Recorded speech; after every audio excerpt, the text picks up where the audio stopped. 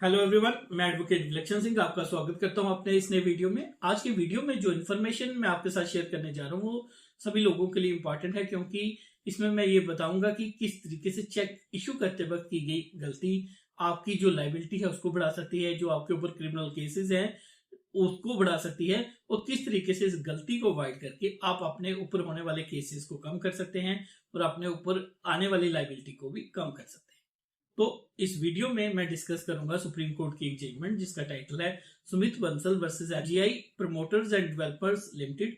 तो ये जो फर्म थी, ये फर्म एक एग्रीमेंट टू सेल करती है सुमित बंसल जी के साथ, और उसमें ये तय होता है कि ये जो फर्म है एक लैंड सेल करेगी सुमित बंसल को, और उसमें जो जो अमाउंट है वो तय होती है 1,72,00,000 समथिंग जो अमाउंट तय होती है कि ये अमाउंट जो है सुमित बंसल देंगे, और सुमित बंसल 2016 में ये अमाउंट इस फर्म को देते हैं। अब उस समय ये तय होता है कि अगर 2018 तक सैलरी नहीं हुई तो ये अमाउंट फर्म रिटर्न करेगी, और साथ ही साथ 35 लाख रुपए की एक्स्ट्रा अमाउंट अप्रिसिएशन अमाउंट भी देगी। तो 2018 आता है और ये जो सेल डीड एग्जीक्यूट नहीं हो पाती, ये एग्रीमेंट जो है फेल हो जाता है। तो फर्म क्या करती है, फर्म एक चेक इशू करती है। एक तो 1,72,00,000 का जो था वो चेक इशू होता है, प्लस अप्रिसिएशन अमाउंट का एक चेक इशू होता है 35 लाख का। इसके साथ साथ वो कहते हैं कि फर्म के पास अभी पैसे नहीं है, तो अगर 15 दिसंबर से पहले पहले पैसे ये सुमित बंसल निकालना चाहते हैं तो उसके लिए जो फर्म के जो प्रोप्राइटर थे वो अपने पर्सनल अकाउंट से एक और चेक दे देते हैं, 2 चेक और दे देते हैं, और वो चेक 1,72,00,000 का एक और 35 लाख का एक। और इस लाइबिलिटी के एवज में 2 चेक जो है फर्म इशू करती है, और उसी लाइबिलिटी के लिए 2 चेक जो है फर्म के जो प्रोप्राइटर थे मनोज गोयल वो इशू करते हैं। अब लाइबिलिटी सेम थी, चेक अलग अलग थे।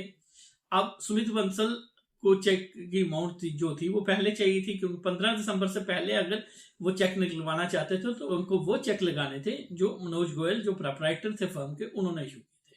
वो चेक लगाए जाते हैं 5 दिसंबर को, और वो चेक डिसऑनर हो जाते हैं। जब ये चेक डिसऑनर होते हैं तो वो जो फर्म ने चेक इशू किए थे वो वाले चेक लगाते हैं, और वो वाले चेक भी डिसऑनर हो जाते हैं।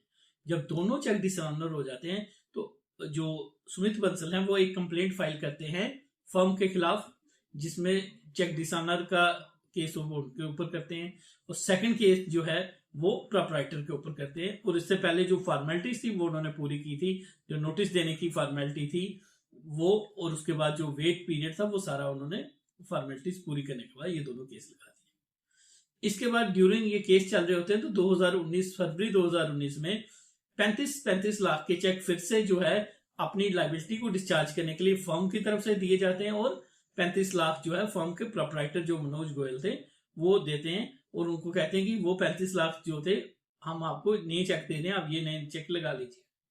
वो चेक भी डिसऑनर हो जाते हैं। जब ये वाले चेक डिसऑनर होते हैं तो अगस्त 2019 में फिर से 35 लाख के चेक, एक चेक फर्म देती है और एक चेक जो है फर्म के प्रोप्राइटर देते हैं। तो वो चेक जब अगस्त 2019 में दिए जाते हैं तो वो चेक फिर से डिसऑनर हो जाते हैं। तो जो फर्म का जो स्टैंड था वो ये था कि हमारी लाइबिलिटी टोटल है 1,72,00,000 प्लस 35 लाख। तो हमने जो चेक दिए, ये जो बार बार 35 लाख के चेक दिए, ये तो उससे लाइबिलिटी सेम थी। तो जब 5 केस हो जाते हैं तो फर्म हाई कोर्ट में अप्रोच करती है, कहती है कि एक ही लाइबिलिटी के लिए 5 केस नहीं चलने चाहिए, क्योंकि हमारी लाइबिलिटी सेम थी। हमने चेक के बदले चेक इशू किया, तो किसी एक जो है एक केस को चलाया जाए और बाकी सारे केस जो है क्वैश कर दिए जाने चाहिए, क्योंकि लाइबिलिटी सेम है। अलग अलग चेक देने का मतलब ये नहीं है कि हमारी लाइबिलिटी अलग अलग है। तो हाईकोर्ट जब ये मसला जाता है और ये सारे के सारे केस हाईकोर्ट में पहुंचते हैं, उस समय हाईकोर्ट क्या कहता है, हाईकोर्ट कहता है कि जहां तक तो 35 लाख के जो चेक थे बाद में दिए गए वो अलग ट्रांजैक्शन दिखती है, वो कहीं से सेम ट्रांजैक्शन नहीं दिखती। लेकिन जहां तक सवाल है, पहले जो चेक 1,72,00,000 के फर्म ने दिए प्लस 35 लाख के, और साथ ही उसी लाइबिलिटी को डिस्चार्ज करने के लिए जो मनोज गोयल ने सेम अमाउंट के चेक दिए, ये सेम ट्रांजैक्शन है, ये इन द अल्टरनेटिव दिए गए हैं, ये साफ दिखता है।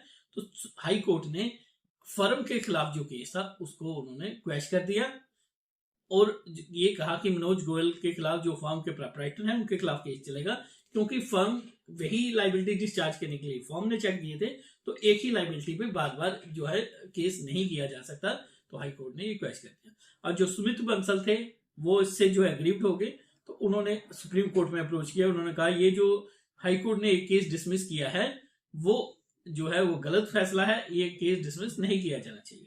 वहीं हाई कोर्ट ने जो बाकी के 35-35 लाख के जो चेक के ऊपर जो केस हुए थे वो भी क्वैश करने से मना कर दिया था।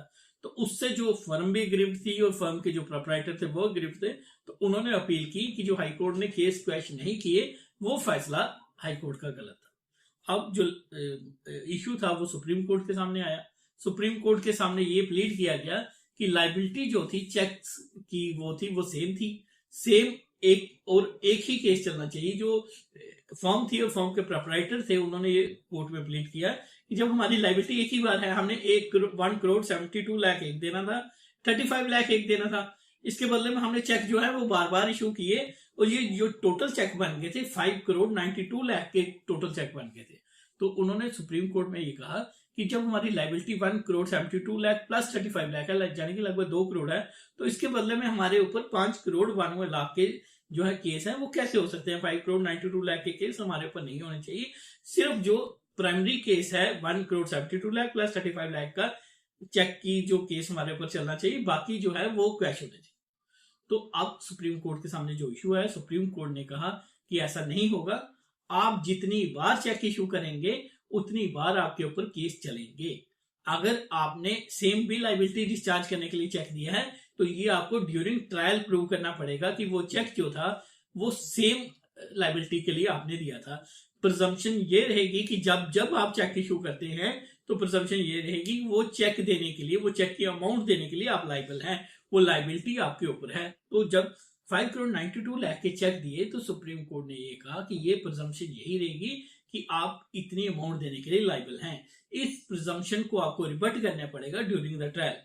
सुप्रीम कोर्ट ने कहा कि जब जब एक चेक इशू किया जाता है तो उसके बाद जब नोटिस इशू होता है, नोटिस के बाद अगर कोई व्यक्ति चेक अमाउंट देने में फेल हो जाता है तो एक काज ऑफ एक्शन जो दूसरा व्यक्ति है जिसने नोटिस सर्व किया है उसको एक्रू होता है और हर एक काज ऑफ एक्शन के लिए एक अलग केस जो है वो लगेगा। अगर आप किसी भी लाइबिलिटी को डिस्चार्ज करने के लिए मल्टीपल चेक इशू करते हैं और जो वो चेक सारे डिसऑनर हो जाते हैं तो ऐसा नहीं होगा कि आपके खिलाफ एक ही केस लगेगा। जितने चेक आपके डिसऑनर होंगे उतने ही केस आपके ऊपर लगेंगे।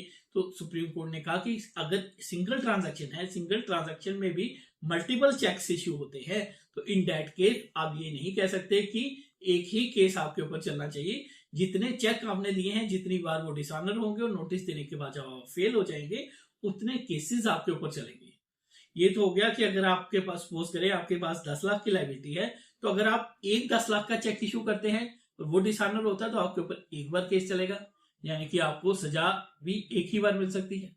लेकिन वहीं अगर आप 10 लाख की लायबिलिटी को डिस्चार्ज करने के लिए सपोज करें 1-1 लाख के 10 चेक इशू कर देते हैं, इन दैट केस आपके ऊपर 10 केस चलेंगे और 10 केस में आपको सजा हो सकती है। एक चीज, दूसरा जो सबक हमें इस जजमेंट से मिलता है ये है कि सपोज करें कि आपने किसी का 1 लाख रुपया वापस करना है। इन दैट केस अगर आपने 1 लाख रुपए का चेक दिया और चेक डिसऑनर हो गया और आपके ऊपर केस लग गया, अब उस लायबिलिटी को डिस्चार्ज या तो आप कोर्ट के अंदर कीजिए या तो नोटिस आने के, जब आपको नोटिस आता है उसी वक्त आप उस लायबिलिटी को डिस्चार्ज कर दीजिए, या अगर आप उस लायबिलिटी को डिस्चार्ज नहीं कर पाते और आपके ऊपर कंप्लेंट हो जाती है तो अगर आप सेकंड चेक इशू करते हैं उसी लायबिलिटी को डिस्चार्ज करने के लिए, तो प्रिजम्पशन ये होगी कि वो सेकंड चेक जो है वो पुरानी लायबिलिटी के लिए नहीं था, कोई नई लायबिलिटी के लिए था। तो सेकंड चेक के डिसऑनर होने पे आपके ऊपर जो है वो नया केस लगेगा और वो आपको नया केस फेस करना पड़ेगा। ये आपको प्रूव करना पड़ेगा बाद में कि ये जो चेक था वो सेम अमाउंट के लिए था, लेकिन आपको ट्रायल फेस करना पड़ेगा। तो इस जजमेंट से जो हमें, जो सुप्रीम कोर्ट ने लॉ ले डाउन किया, इससे जो हमें सबक ये मिलता है कि आपको सेम लायबिलिटी के लिए मल्टीपल चेक्स इश्यू नहीं करने हैं। अगर आप करते हैं तो उसके डिसऑनर पे और जो नोटिस जब उसके बाद सर्व हो जाता है और उसके बाद जब आप फेल होते हैं, जितने भी चेक आपने इश्यू किए होंगे उतने केसेस आपके ऊपर होंगे। तो इस चीज को अवॉइड करने के लिए आपको ये ध्यान रखना होगा कि आपको सेम लायबिलिटी के लिए मल्टीपल चेक्स इश्यू नहीं करने हैं, अन्यथा आपको जो है वो मल्टीपल केसेस का सामना करना पड़ेगा।